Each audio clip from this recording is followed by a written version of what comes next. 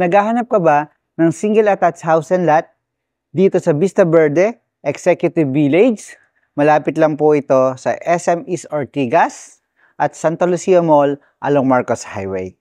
If yes, itong 3-story house and lot ang ipapakita ko sa inyo ngayon. Meron siyang 4 bedrooms, 4 toilet and bathroom, at 2-car carport.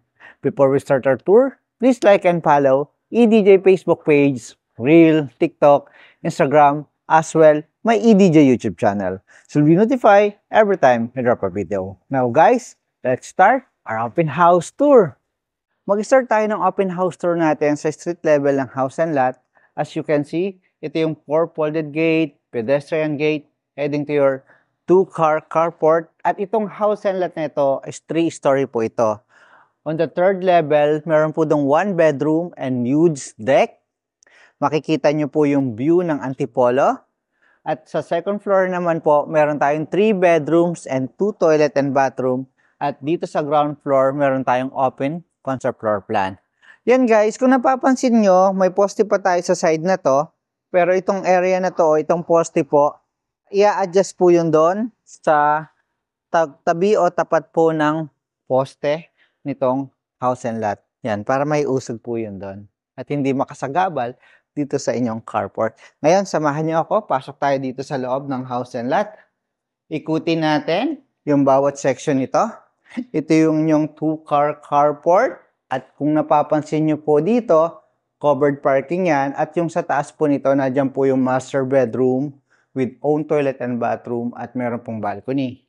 Ito naman po yung left easement. Itong side na to. At excuse me lang po, may mga ilang gamit pa kasi almost patapos pa lang po itong house and lot, pero tinur na po natin para makita niyo po yung single house and lot dito po sa Vista Verde Executive Village. Tapos meron siya ditong huge 2-panel ng inyo pong glass window. At siyempre dito rin sa side na to, meron din po siya. At yan guys, welcome po dito sa inyong living area. Ito yung living area, dining, at ito yung inyong kitchen. Ngayon, ikutin po muna natin tong dining area or living area.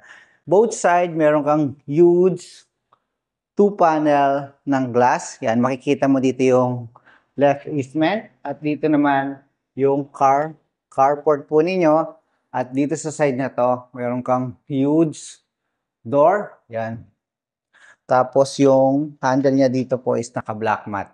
At dito nyo po pwedeng ilagay yung inyong TV console, yung shelf, and cabinet. Yan guys. Next naman na po natin dito, ito po yung inyong kitchen. Sa kitchen niyo, ang lawak at ang lapad ng space niya. Napakagandang kumilos dito. Umikot-ikot dito sa inyong kitchen. Ito yung upper cabinet. Naka-box plus po ito. Hanggang dito sa side na to. At dito naman po yung inyong cooktop, range hood. Tapos meron kang mga under cabinet dito. At dito sa side na to, dito po yung inyong sink. At kung mapapansin nyo dito sa area na to, wala pa po itong countertop. Lalagyan pa lang po nila ito. Ito po yung inyong magiging island countertop po dito. Or breakfast nook. Yan, next natin, siyempre, itong door po na ito po yung papunta dito sa inyong service area. Dito sa service area nyo, itong side na to, naka-provision po ito for maid's room. Yan, gagawin pa lang po nila itong area na to. At dito, ito po yung inyong magiging laundry area at everyday kitchen. At dito sa side na to, kung naghahanap po kayo ng parang toilet and bathroom para sa maid's room, dito po siya nakalocate yan. Aayusin pa lang po nila itong toilet and bathroom para dito po sa likod ng house and lot o likod ng house and lot. Yan, nakita na po natin yung kitchen at dito sa side na to, nadyan po yung dining area, living area at 2-car carport. Ito yung staircase going up to 2nd floor. Pero bago tayo umakyat doon, hindi ko nabanggit saan yung provision po ninyo o ilalagay yung refrigerator. Bali, According to kuya na caretaker o na gumagawa dito po ilalagay yung refrigerator. Ito iuusog po dito. Dito niyo po ilalagay yung refrigerator. May outlet po yun doon. Kasi ito naman po is movable. Pwede niyo pong iuusog po siya dito sa side na to. Yan guys.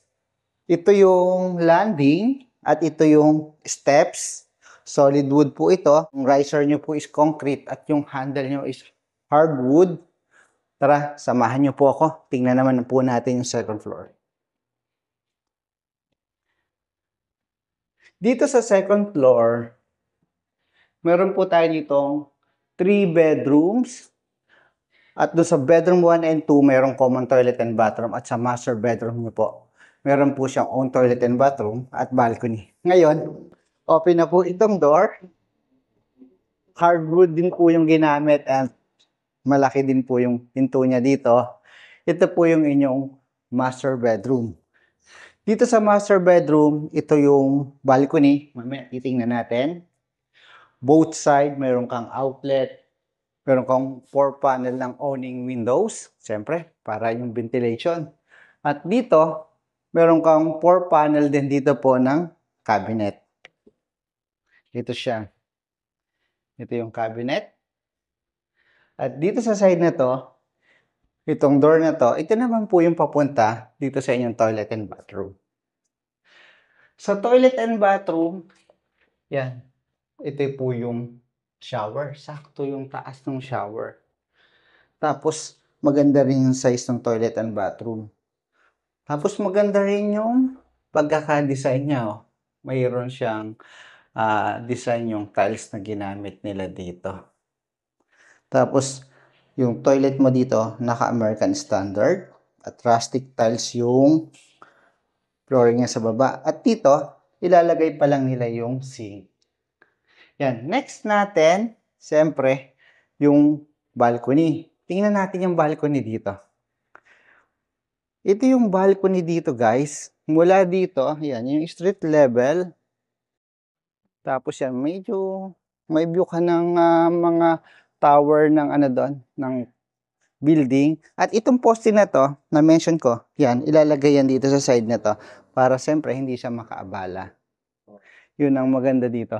Yan guys, nagtatanong kayo sa Vista Verde, di ba binabaha dyan? Yes po, may part po na binabaha talaga dito sa Vista Verde, pero may part din naman po na hindi rin naman inaabot ng baha. Katulad po nitong location, nitong house and lot na to.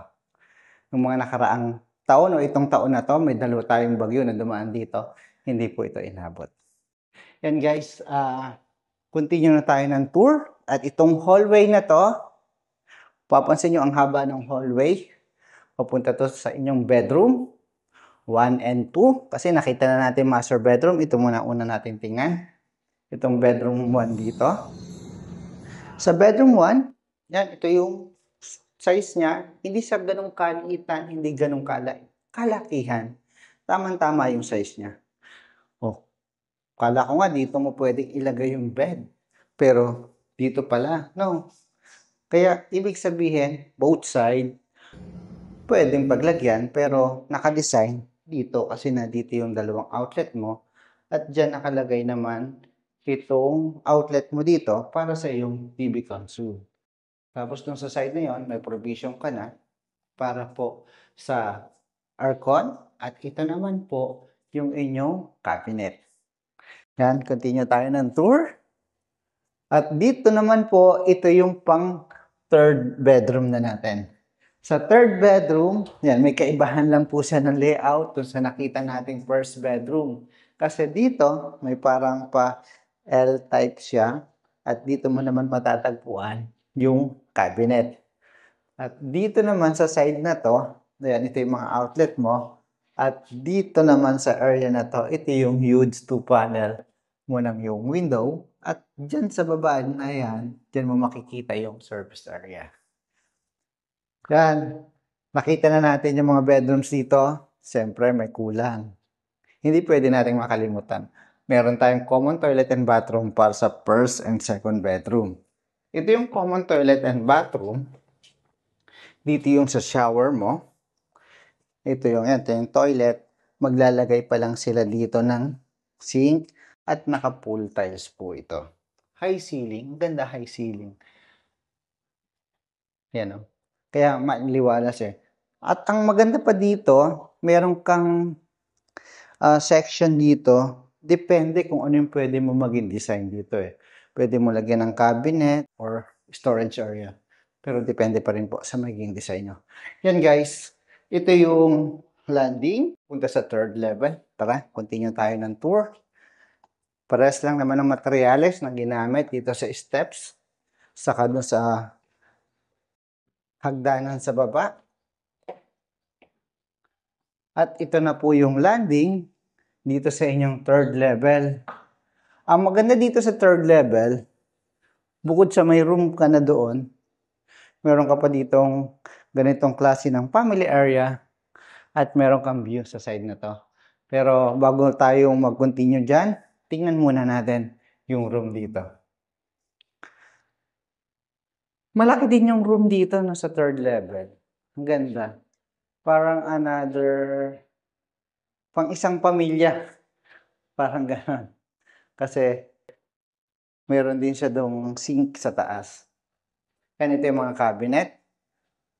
Tapos, yan yung mga outlet mo dyan. Ito yung staircase. At dito naman yung toilet and bathroom. Yan, naka-pool tiles po ito. Pool tiles, yung shower, yung toilet. At dun po ilalagay yung inyong sink. At dito sa section na to, may another space ka dito. No, kaya magandang pwedeng ilagay dito. No. Yan, tapos dito sa area nito, may grills ka dito, o railings. Tapos yan, may view ka dito. Ano to? Antipolo o San Mateo? Yung side na yan. Ang ganda rin.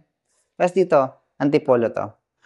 Tapos dito naman, meron ka ditong sink, may cabinet ka. At meron ka ditong skylight. Kaya kung mapapansin mo, maliwanag pa rin doon sa baba hanggang dito sa taas. Yan guys, nakita na natin yung kabuuhan nitong single attached house and lot dito po sa Vista Verde Executive Village.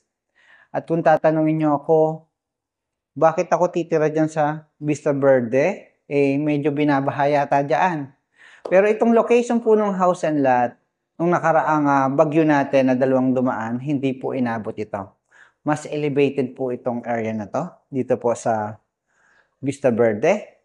At yung mga access road nito, ang gaganda po. Meron po tayong Marcos Highway, Santa Lucia. May gate po tayo doon. At kung papunta naman po kayo ng SM, East Ortigas, may daan din po tayo.